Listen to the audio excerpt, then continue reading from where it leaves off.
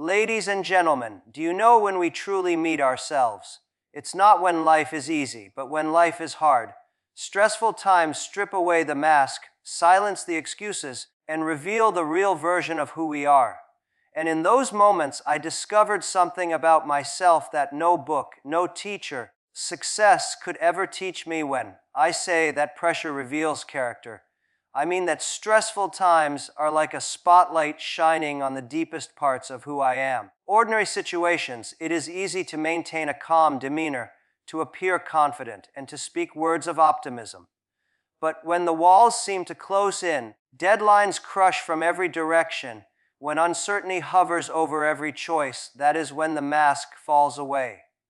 Stress removes the luxury of pretending. It forces me to confront myself honestly, and it reveals qualities that even I might not have noticed before. Sometimes those qualities are strengths I can build upon, and sometimes they are weaknesses I must address, but either way, they are real. During times of pressure, I have observed how quickly instincts take over. If my instinct is to panic, then stress makes it obvious. If my instinct is to look for solutions, that too becomes clear. Stressful situations expose the raw patterns of my thinking and behavior. For example, in moments of crisis, I often discover whether I lean toward blaming circumstances or taking responsibility. It is easy to believe I am accountable when life is stable. When challenges erupt, accountability becomes a test, not just a concept. Pressure pushes me to see whether I retreat into excuses or step forward with ownership. This revelation of character is not always flattering, but it is always necessary, because only by seeing the truth can I grow. Stress also has a way of showing me what truly matters to me. When there is no time to deliberate, my choices reveal my priorities. Do I protect my ego? Do I focus on solving the problem? Do I value comfort more, or do I value progress? Stress narrows the field of decision-making, and in doing so, uncovers what lies at the core of my values. I have learned that under pressure, I instinctively fight hardest for the things I believe are non-negotiable, such as integrity, relationships, or goals that carry deep meaning. This has been one of the greatest insights. The realization that what I fight for in times of stress is a reflection of what I truly stand for, beyond words. Another dimension of pressure is that it magnifies emotional patterns. In calm situations, it is possible to hide impatience, anger, or fear beneath polite behavior. But under stress, emotions tend to surge to the surface. I have caught myself snapping at small things, and in those moments I saw clearly the parts of myself that require discipline and control. At the same time, I have also noticed that stress brings out unexpected reserves of kindness or courage when the situation demands it. These moments remind me that character is not fixed, it is fluid, shaped by choices, and stress merely accelerates the revelation of what already exists inside me. In some ways, I have come to see stress as a truth teller. It strips away illusions about who I think I am and shows me who I actually am. If I claim to be resilient, stress tests that claim. If I believe I am patient, stress proves whether that patience can withstand real-world pressure. These revelations can be uncomfortable, but they are also invaluable. They give me the raw material to improve myself. Every stressful encounter becomes a mirror that does not lie, and it forces me to either accept mediocrity or work toward a stronger version of myself. Ultimately, pressure has revealed to me that character is not about the image I project in easy times, but about the choices I make when everything feels heavy. It is in those moments that my real self stands exposed, stripped of pretense. And although it is difficult, I have learned to value these revelations, because they give me the chance to shape who I am becoming with clarity rather than illusion. When I reflect on stressful times, the strongest realizations I've had is that adaptability is survival. Stress rarely arrives in a predictable package. It comes suddenly, shifting circumstances, during expectations, and dismantling even the best laid plans. In those moments, I've discovered that the ability to adapt is far more valuable than the ability to control. Control may give me comfort when things are calm, but when the ground beneath me shakes, It is flexibility that keeps me moving forward. Stress forces me to abandon the illusion that life will follow my script, and instead, it pushes me to write a new script with whatever tools are left in my hands. Adaptability is not just about changing direction. It is about adjusting my mindset. I have learned that stressful times challenge my mental rigidity more than anything else. If I hold on tightly to how things were supposed to unfold, I end up paralyzed, unable to act. But when I remind myself that change is not the enemy, I begin to see possibilities where I once saw obstacles. For example, I might enter a project with clear goals, expecting the path to be straightforward, to find midway that resources vanish or circumstances shift. In those moments, adaptability means stepping back, rethinking strategies, and being open to unconventional solutions. Stress has taught me that adaptability is not weakness. It is the courage to let go of perfection in order to pursue progress. Another lesson I've learned is that adaptability often requires creativity. Stress presses me into corners where the old answers no longer work. If I keep repeating the same strategies, I only increase my frustration. Adaptability means asking new questions, experimenting with new methods, and sometimes breaking rules I thought were fixed.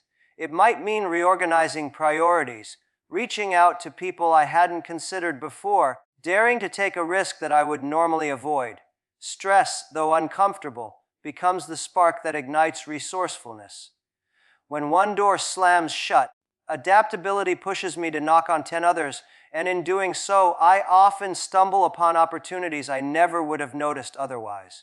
Adaptability also demands humility. Stress reveals how little I truly control, and that realization can bruise the ego.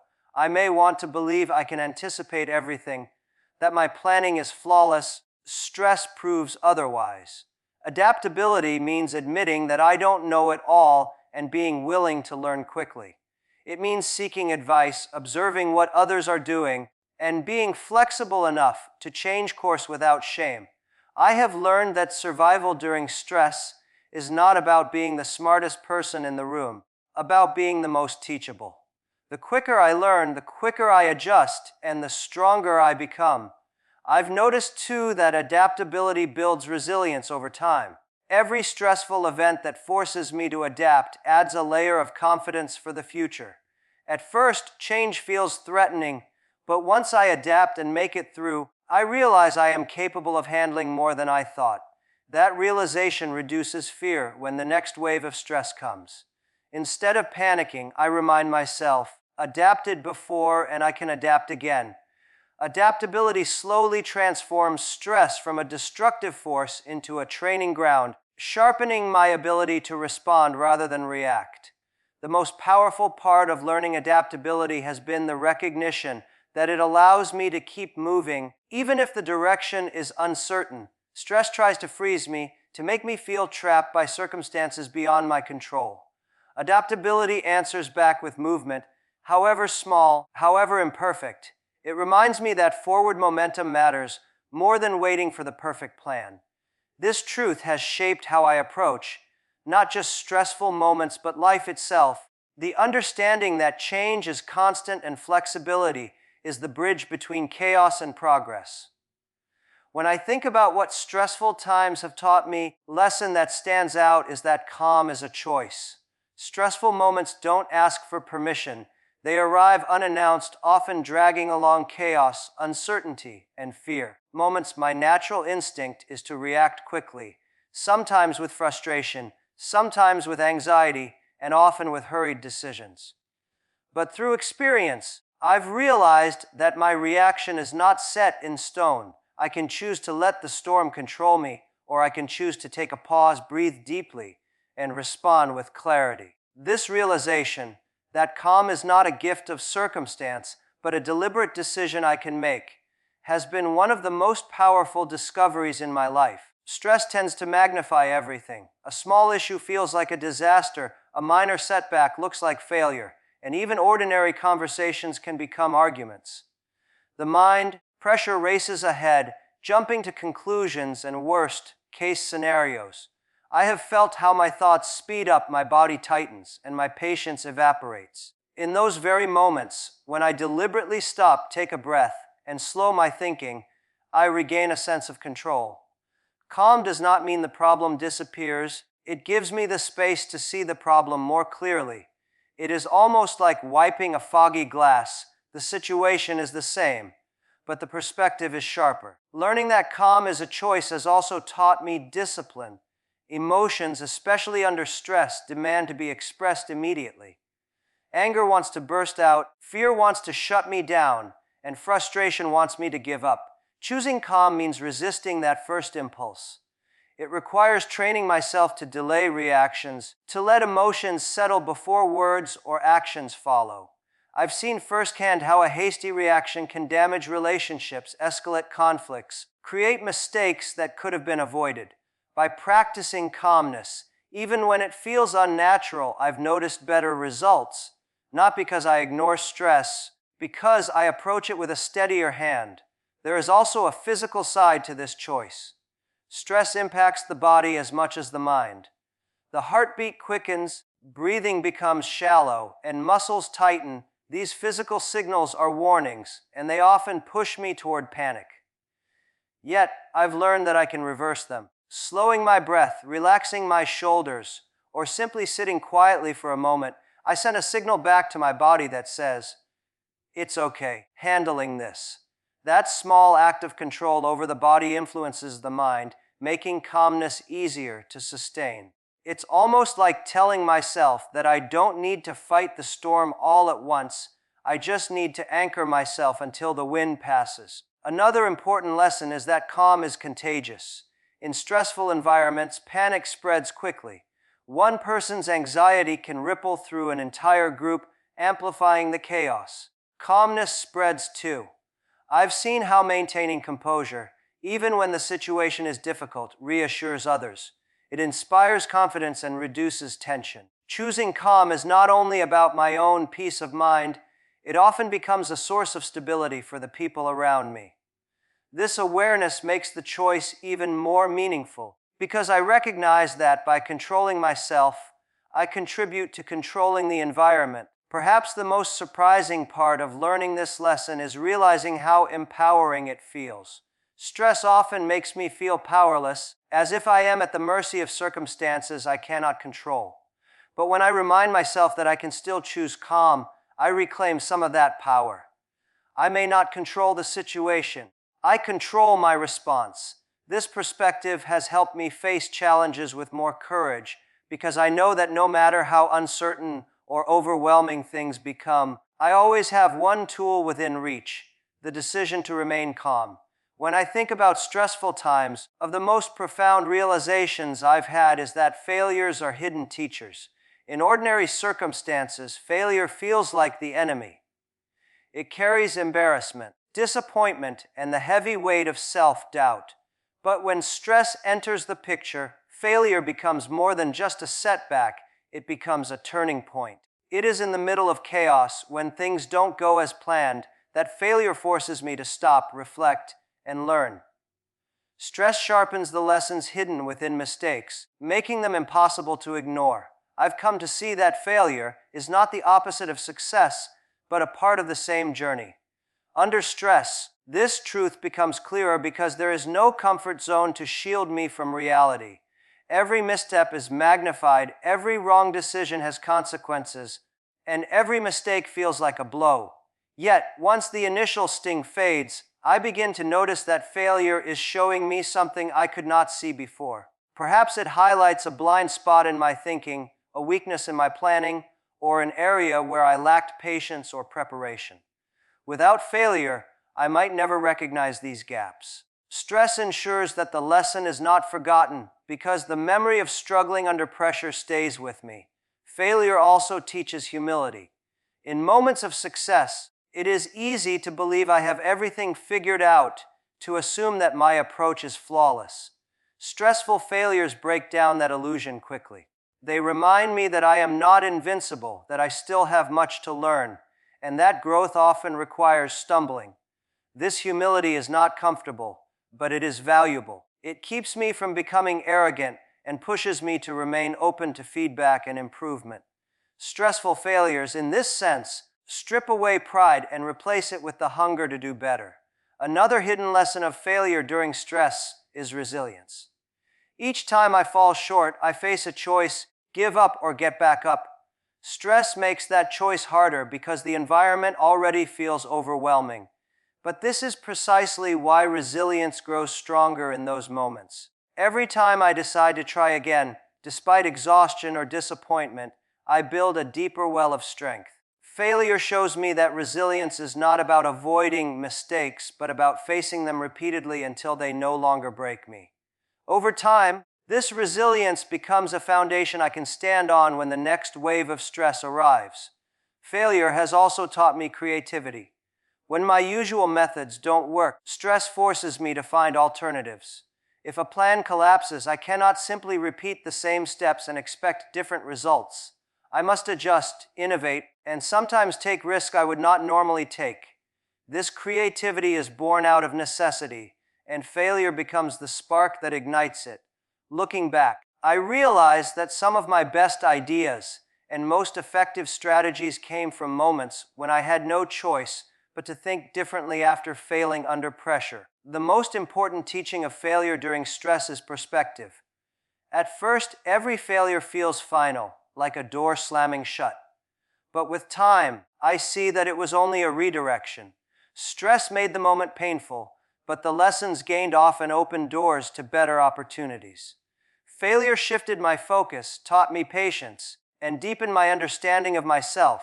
It revealed that success is not about avoiding mistakes, but about gathering the wisdom hidden in them and carrying it forward. Stress ensured I could not ignore these lessons, and failure ensured I had no choice but to grow from them. When I look back at stressful times, truth stands out more than any other. Strength comes from persistence. Stressful periods are rarely short-lived. They stretch over days, weeks, sometimes months, demanding more energy and patience than I think I have. In the beginning, the weight feels unbearable, and my first instinct is often to quit, to walk away from the problem, to search for an easier path. But each time I push through those moments of doubt and exhaustion, I realize that persistence itself was the source of my strength. Talent, luck, or even confidence that carried me. It was simply the refusal to stop moving forward when everything around me screamed for me to give up. Stress creates the illusion that the situation is permanent. It makes problems look larger than they are, and solutions seem further away than they really might be. In those moments, persistence becomes an act of faith. It means continuing even when there is no immediate sign of progress, trusting that effort will eventually shift the outcome. I've learned that persistence is not about giant leaps forward, but about small, consistent steps. Sometimes it's just getting out of bed when I'd rather hide, taking the next task when the list feels endless. Those small acts build momentum, and momentum builds resilience. Persistence also reshapes the way I view failure. Stressful times, setbacks feel devastating, as if all progress has been erased. But persistence teaches me that failure is not final unless I stop trying. Each attempt, even if it falls short, is still part of the process of moving closer to a solution. I began to see that persistence turns failure into data. It shows me what doesn't work, and that knowledge pushes me to try again with more clarity. Stressful failures can only defeat me if I allow them to end the journey. Persistence, on the other hand, transforms them into stepping stones. Another lesson persistence reveals under stress is patience. Stress often demands immediate results, but reality rarely delivers them quickly. Persistence forces me to stretch my tolerance for discomfort, to stay in the struggle longer than I want to. At first, this feels like punishment, but in time I realize it is growth. The ability to endure discomfort without giving up is a form of strength that no shortcut can provide. Stress, paired with persistence, trains me to handle delays, obstacles, and repeated attempts without losing sight of the bigger picture. I've also discovered that persistence draws out hidden reserves of energy. In the middle of stress, I often feel like I've reached my limit, but when I refuse to quit, I somehow find just a little more energy to continue. It's almost as if persistence unlocks strength I didn't know I had. This has changed the way I see myself. I no longer assume my limits are absolute, because experience has shown me that persistence expands those limits. Every stressful season where I persisted has revealed a stronger, capable version of me waiting beyond the edge of exhaustion. Most importantly, persistence has taught me that strength is not about never struggling. It is about refusing to surrender to the struggle. Stress will always whisper reasons to stop, but persistence answers back with action, however small. Over time, actions accumulate into breakthroughs. Looking back, the moments I am most proud of are not the ones where success came easily, the ones where I stayed the course when success felt impossible. That persistence born in stress became the true measure of my strength. In the middle of stressful times, everything feels uncertain and heavy.